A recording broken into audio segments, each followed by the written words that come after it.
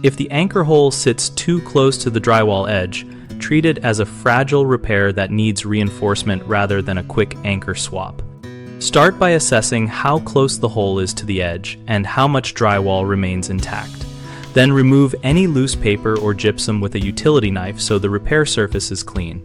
If the remaining drywall edge is less than 1 inch from the hole, do not try to use a standard expansion anchor there. Instead, cut a small rectangular opening around the damage to expose the stud bay when possible and add backing. For repairs where cutting out is not possible, apply a self-adhesive fiberglass mesh patch centered over the hole. Press it smooth, then embed 3 thin layers of joint compound, letting each layer dry fully and sanding lightly between layers for a flat feathered finish. When additional strength is needed behind the drywall, slide a thin scrap of plywood or a metal mending plate between the studs and screw a pair of long screws through the drywall and backing to clamp it. Then cover the repaired area with mesh and compound.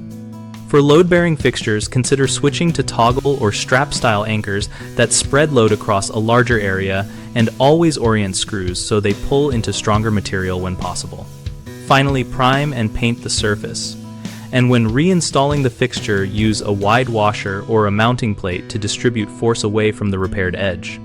Common mistakes start with trying to drive a new expansion anchor too close to the edge, which simply tears the weakened paper and gypsum. The fix is to expand the repair area and add backing or use a load-spreading anchor. Another error is skimping on mesh and compound layers, then rushing the reinstall, which leaves a repair that fails under load.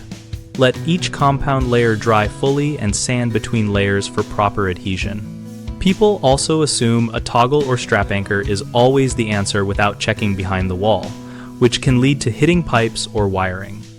Locate obstructions first, and if you cannot, open a slightly larger access to inspect and add backing if needed.